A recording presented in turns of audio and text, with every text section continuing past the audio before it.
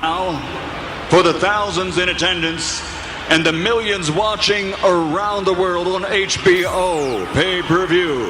Yeah. Ladies and gentlemen, from Mandalay Bay, Las Vegas, David Goggins. Let's get Jocko. Rumble!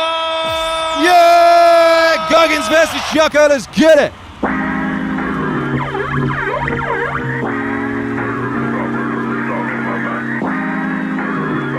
Hey. Ladies and gentlemen, I believe that most human beings are only living at about 40% of their capability. The mind has a governor, like a car. If you're driving a car and the car has a governor on it, the car may say 130 miles an hour, but the governor's set for 91. Once that governor sets in, you get to 91, that car starts doing this. The car wants to go. The car wants to go, but that fucking factory said, we're not going past 91. We have a factory, a nice governor in our brain, and it's a survival mechanism. It protects us from pain and suffering. The second we feel that shit, our mind says, oh no, this isn't fun. We should back off. We should sit down, find something more comfortable. And there's something about the mind. The mind has the tactical advantage over you at all times. At all times of your life, the mind has a tactical advantage over you. Why is that? It knows what you're afraid of. It knows your insecurities. It knows your deep, dark lies. And it starts to push you away from that shit. It pushes you in a direction that is comfortable. The mind controls everything. The mind controls everything. The mind controls everything. So what I realized was that when I was growing up and I was 300 pounds and I got all fat and I got all insecure, I realized that my mind kept taking me in this direction. When things got uncomfortable for me, when I was facing my insecurities, I was facing my fears, my mind said, oh no, we got the tactical advantage. We need to get you, separate you from this feeling. Your life's all about feelings. We want the happy feeling. We don't want that feeling of this sucks. Why am I here? So you can't answer those questions, so you leave. I started realizing that if in that moment you can answer those fucked up questions and you are now in charge of your brain versus your brain ruling you, that's where all that stuff comes from. So the 40% rule is all of that. If you get to 40%, your brain says, we're done. The mind controls everything. We're done. The mind controls everything. Let's roll, man. This is starting to get painful. This is uncomfortable. The mind controls everything. We're done. The mind controls everything. Let's roll, man. This is starting to get painful. This is uncomfortable. The first ultramarathon wasn't too hard at all. I was at military free fall school, Morgan Luttrell. Marcus Luttrell was in a bad op, went bad. He was the only Navy SEAL that lived. Morgan is Marcus Luttrell's twin brother. I was there with Marcus. So what happened was myself and Morgan were in free fall school. At the same exact time, Marcus was in the worst incident in SEAL history. Long story short, Marcus is alive, and I go on to want to raise money for families. All these guys died, they all had kids. I want to raise money for the Special Operations Warrior Nation. So I said, you know what? I have to Google something that's evil, something very hard. I knew nothing about ultra marathons. I hadn't even run a marathon. I knew nothing about this world.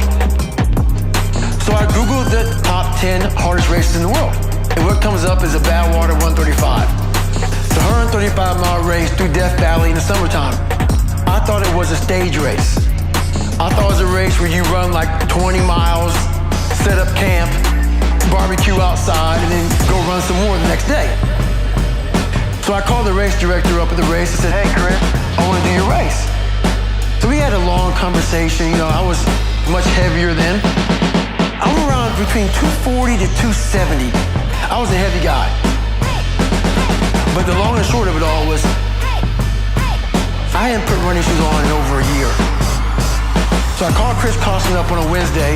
He says, look man, the only way you can qualify for my race is to run 100 miles at one time in 24 hours or less.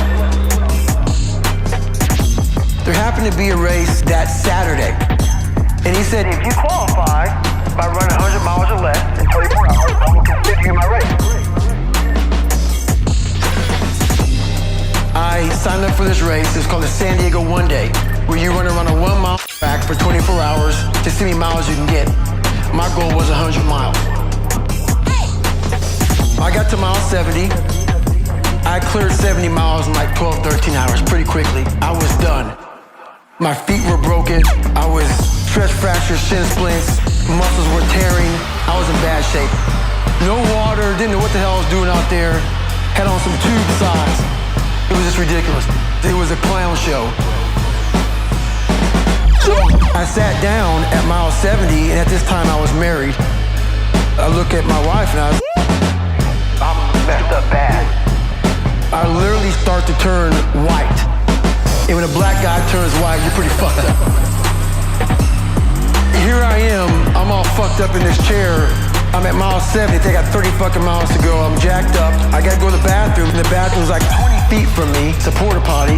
I can't get out of the fucking chair. I'm peeing blood down my leg, pooping up my fucking pack. And I got 30 miles to go. I can't stand up. My blood pressure's all messed up. I've been in 3 hell weeks, Ranger school, overcome so many obstacles in my life. This last 30 miles of this race is when I realized a human being is not so human anymore. We have the ability to go in such a space if you're willing to suffer, and I mean suffer. Your brain and your body, once connected together, can do anything. Anything. Your brain and your body, once connected together, can do anything. Anything. Yeah. And this 30 miles was the life-changing moment. I was out of it. I was in the worst pain in my entire life. I was, to me, on the brink of death. And I was able to chunk this 30 damn miles into small pieces. I was so driven. I'm not gonna say motivated, because motivation's crap. Motivation comes and goes. When you're driven, whatever's in front of you will get destroyed. So I sat in this chair and I was so driven to succeed. At this time, everyone was thinking about the guys that died, and I'm not gonna lie to you, I wasn't. This became a personal thing. This became me against this race, me against the kids that call me nigga, me against me. It just became something that I took so violently personal. And I broke this thing down into small pieces. I said, okay, I gotta get nutrition. I gotta be able to stand up before I can get off this chair and be able to go 30 miles. So I went through all these small steps. I was able to stand up. And then from standing up, I was literally walking around with my wife at the time. And she goes, you're not gonna make the time. You're walking like 37-minute miles. I got to mile 81. And the second she said that I'm not gonna make the time, I ran the last 19 miles, non-stop. No. I had to get compression tape. And I taped up my ankles. And I taped up my feet. And that's how I got through that race. Your brain and your body, once connected together, can do anything.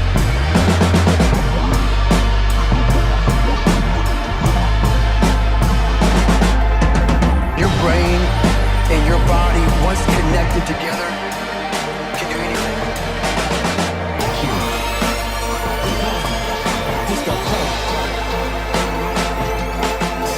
How do I deal with setbacks, failures, delays, defeat, or other disasters?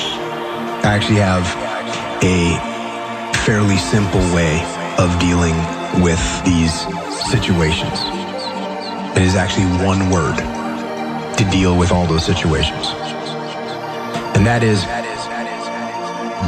good. And this is actually something that one of my guys that worked for me pointed out to me. He would call me up or pull me aside with some major problem, some issue that was going on. And he'd say, boss, we got this and that and the other thing. And I'd look at him and I'd say, good. One day he was telling me about some issue that he was having. He said, I already know what you're going to say. And I said, well, what am I going to say? He said, you're going to say good.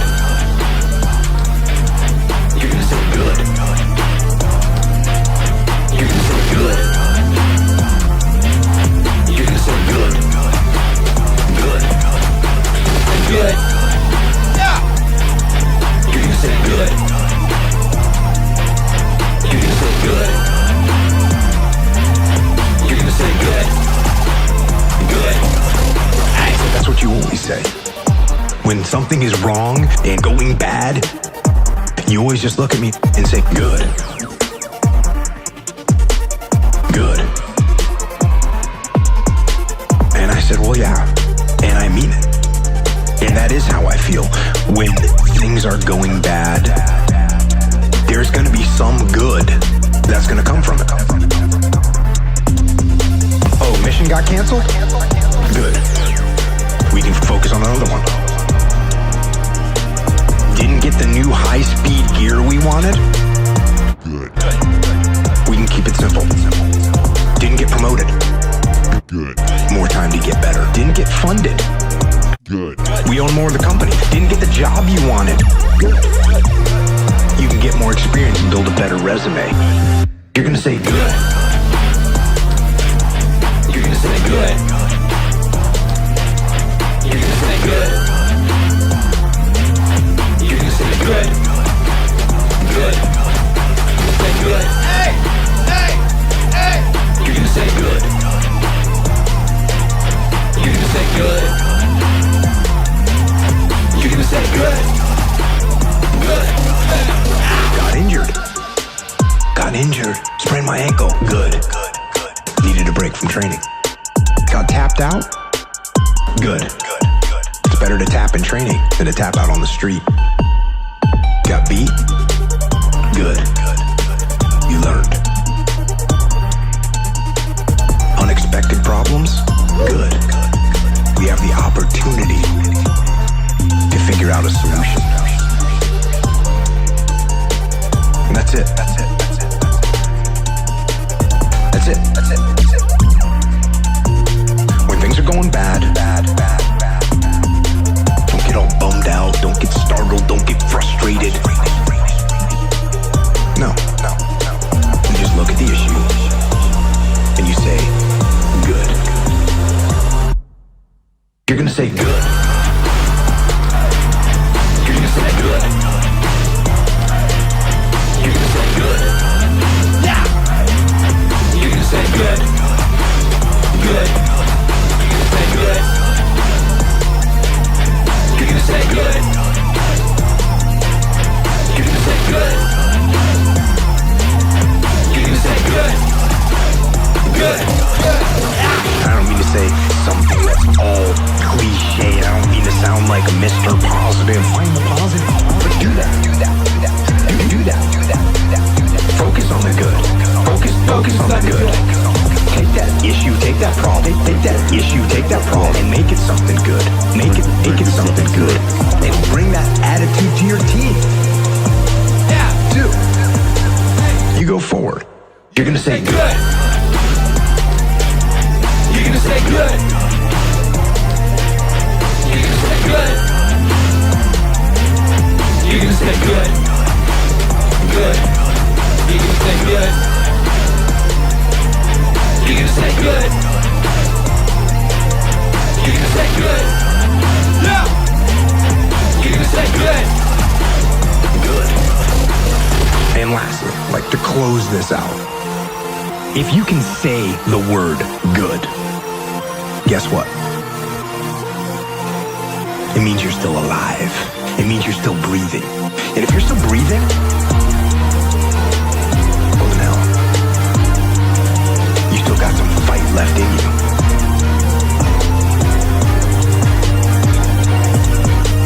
So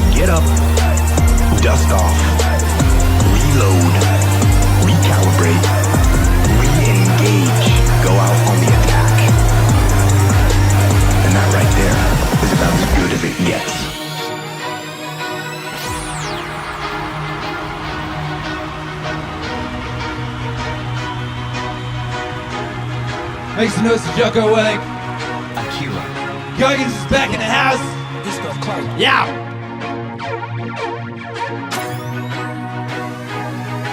Hey. Because I want to say the exact opposite of what today's world is saying. So we read a bunch of books nowadays.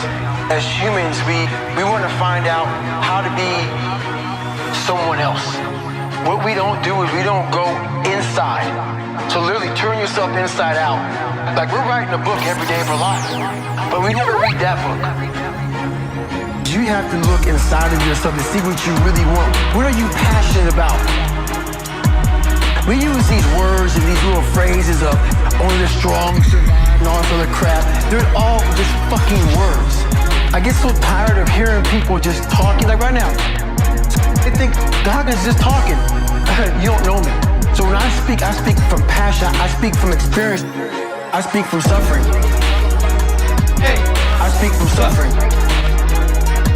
The only way you're ever going to get to the other side of this journey is you have got to suffer. To grow. To grow, you must suffer. I speak from suffering. Some people will get it, and some people won't. Some people get it, some people won't. But they have to see what their journey is to start their journey. Some people get it, some people don't. Several people live to be 100 years old, and they have great lives, and they have great kids. Their kids go to college and all sorts of stuff. But somewhere in their life, there was a point where they had a decision to make. They can go left or right on this path. Left or right on this path. They can go left or right on this path. Left or right on this path. Left was the easy route. Go. Right was a hard route. A lot of people take the easy route. And they had a good life that way, but the better life was going to the right side. And you may have 20 years of pain and suffering to get past it, but a lot of us die never truly starting our journey. So you gotta start your journey. It may suck, but it will come out the other side where you're coasting. I speak from suffering. I speak from suffering. The only way you're ever going to get to the other side of this journey is you have got to suffer. To grow. To grow, you must suffer. I speak from suffering. I speak from. Every day, we're seeing who we are as people. When I was growing up, I lied for people to accept me because I didn't accept myself. So I would make up stories so that you would accept me into your world. Everything I did was for someone else to like me. It wasn't until I started reading my whole book about the pathetic I was as a human being. I could blame my dad, I can blame kids at school, I could blame having health issues, ADD, my mom not being around. Great mom, but she was doing her thing. I could blame a lot of people. And that's the book I was reading. And I put it off on everybody else. It wasn't until I said, you know what? For me to fix this, I gotta read what the fuck is wrong with David Goggins. Not blame anybody. Read my book, it's okay. I'm afraid of my shadow. How can I overcome that? Go in the military, get your ass kicked, do things you hate to do, be uncomfortable every fucking day of your life. Roger that. I'm not the smartest kid in the world. Okay. Instead of somebody saying, oh no, you're smart. No, don't say that to yourself. I said to myself, no, I'm a dumb motherfucker. Okay, roger that. How you get smarter? Educate yourself. So the things that we run from, we're running from the truth. We're running from the truth, man. So the only way I became successful was going towards the truth. As painful and as brutal as it is, it changed me. It allowed me to become, in my own right,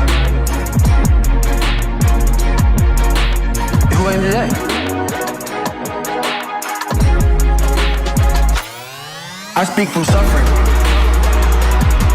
I speak from suffering. Yeah. The only way you're ever going to get to the other side of this journey is you have got to suffer. Hey. To grow. To grow, you must suffer. I speak from suffering.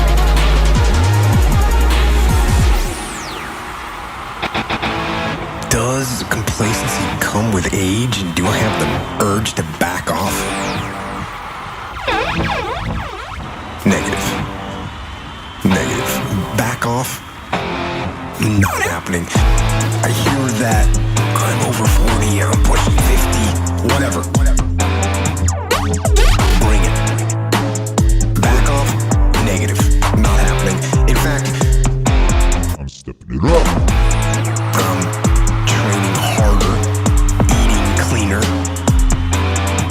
I'm training more. I'm learning and reading and studying more now than I ever have in my whole life.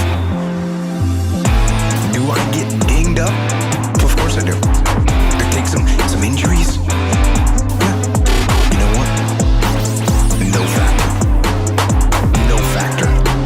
Deal with them. You know what? You know what I hear? I hear the clock ticking. That's what I hear. And the end is nigh. And time waits for no man.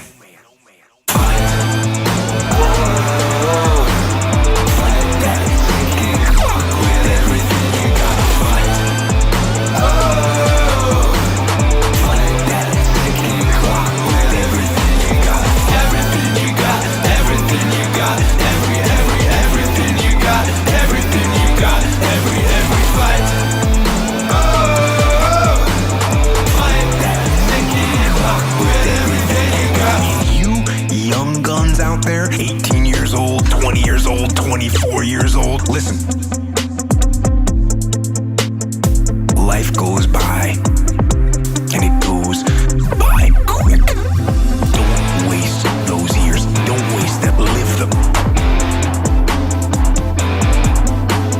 I know that you don't think you're gonna live to be 30, much less 40, but you are, and you will. And the earlier you get in the game, get on track, the better life you're gonna have. Healthier, wealthier, stronger, smarter, better. Better. And if you're an old man like me, and you haven't gotten on track yet, get on track. Get on it now.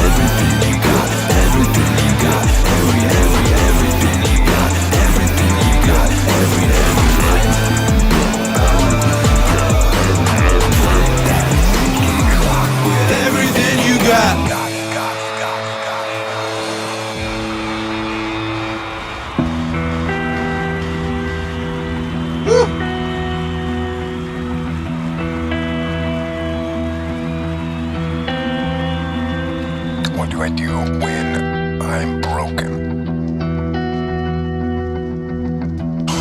When I'm broken, I relish it.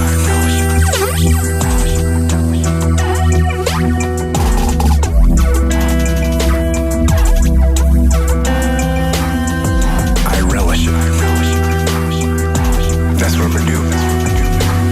I'm gonna use it. Because if I'm broken, I just found my limitations. And until I know what my limitations are, how can I push them? How can I get better? But once I feel it, once I see where I was broken, then I can attack that weakness. I can fill in that gap. I can reinforce that breach. If you break, it means it's time to fortify your will to make it stronger. When I'm broken, I relish it.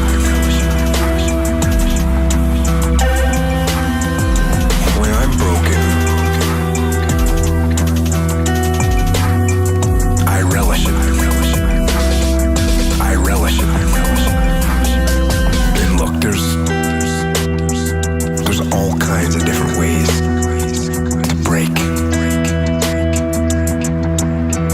You can break physically, you can break mentally, you can break your heart, you can break your spirit. And none of those are fun. And all of those are gonna leave a mark. But the mark that they leave can be the mark of victory or it can be the mark of defeat. Because every time you break and in every way that you break, it's a chance, it's definitely a chance for you to give up and for you to just to fall apart. But there's also opportunity. There's opportunity to get stronger, and get smarter, and get faster, and get tougher, and get more stable, and get more resilient, and get better.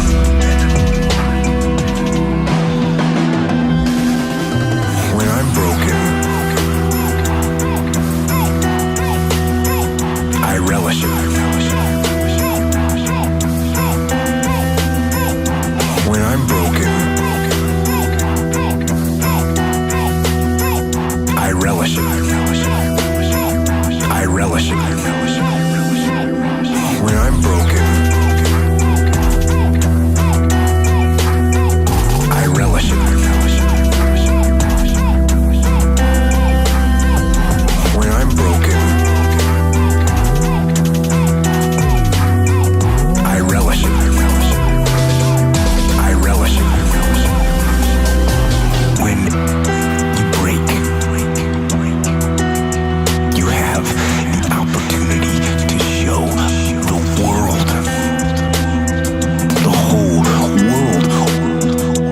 what you are really made of. So if you break, the fight isn't over. In fact, if you break, the fight is just beginning. And as you crawl up and out of that dismal and wretched place, and you're covered in blood and sweat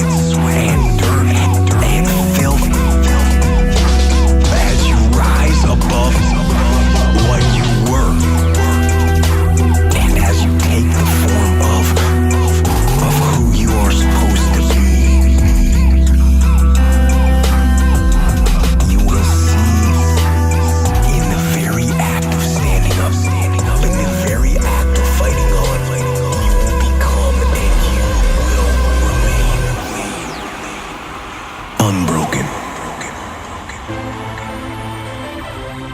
You once said that if you were growing up in this generation that you would have a field day because you would take their souls.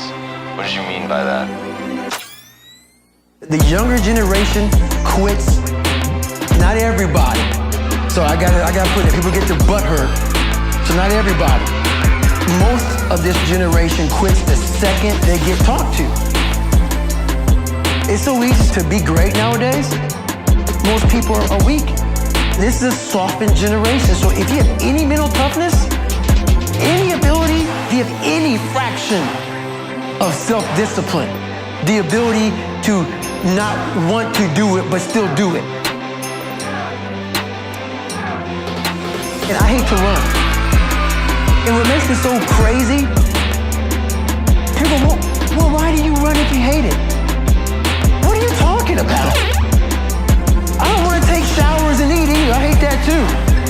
That's life, man. It wasn't until I changed that mentality that I became somebody. I hated going to school, so guess what? I was dumb as shit. 1 + 1 is 2. But if you can get through to doing things that you hate to do, on the other side is greatness. 1 + 1 is 2. But if you can get through to doing things that you hate to do, on the other side is greatness. On the other side is greatness. 1 + 1 is 2. But if you can get through to doing things that you hate to do, on the other side is greatness. On the other side is greatness. That's what people are saying. By me running, I am callous in my mind. I'm not training for a race. I'm training for life. I'm training for the time when I get that 2 o'clock in the morning call that my mom is dead or something happens tragic in life. I don't fall apart. I'm training my mind and my body and my spirit so it's all one, so I can handle what life is gonna throw at me. Because the life I've lived throws a whole bunch at you. And if you're not physically and mentally prepared for that, you're just gonna crumble. 1 + 1 is 2. But if you can get through to doing things that you hate to do, on the other side is greatness. On the other side is greatness. 1 + 1 is 2. But if you can get through to doing things that you hate to do, on the other side is greatness. On the other side is greatness.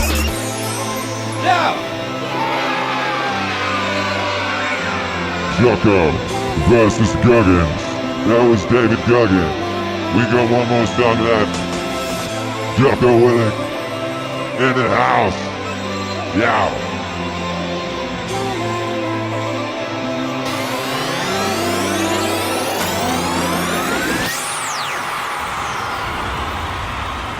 First, I want to thank you because I am a stage 4 cancer survivor.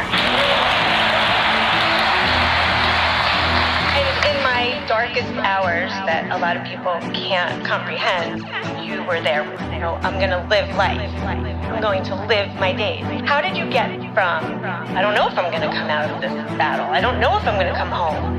How did you get from the darkest places to the brightest places? Sam Harris said to me, you talk about combat as your fondest memories, the best thing that's happened in your life, the high point in your life, which is all true. And he said, but then you talk about war being awful. So, which one is it? I said to him, have you ever known anyone that has had cancer? Terminal cancer. And made it through. Have you ever known anyone that's happened? And he's like, yes. And I said, when you talk to them, many times, they say, I'm glad that this happened to me. Number 1, because it proved I could take it. Number 2, it's better me than one of my kids. And number 3, now that I know how dark it can get, I know how dark it can get. Now that I know how dark it can get, I truly appreciate the light. the world. Now that I know how dark it can get, I know how dark it can get. Now that I know how dark it can get, I truly appreciate the light in the world. That's what combat is and was for me. That's what it was. It was dark and horrible, and I wouldn't wish it on anyone, just like you wouldn't wish cancer on anyone. But if I can give them a little knowledge, a little bit of a glimpse into what it is, when you said that, people are clapping because they get to see a little bit of it. And they go home tonight and they think, oh, what about that girl? What about that girl? She's fighting. She's living. And I'm gonna live too. And I'm gonna live too. Yeah. Now that I know how dark it can get, I know how dark it can get. Now that I know how dark it can get, I truly appreciate the light in the world. Now that I know how dark it can get, I know how dark it can get. Now that I know how dark it can get, I truly appreciate the light in the world. I don't pretend to have the cognitive capacity to comprehend the mysteries of the world. But maybe you're right. And maybe you're here to let us know that it can get dark, but it will get light again. Now that I know how dark it can get, I know how dark it can get. Now that I know how dark it can get, I truly appreciate the light in the world. Now that I know how dark it can get, I know how dark it can get. Now that I know how dark it can get, I truly appreciate the light in the world. Yeah! Make some noise! Jocko vs. Goggins. Jocko vs. Goggins. Oh my goodness. Meaningwave live. Breeding scream. Sweat, weird hall. Yeah.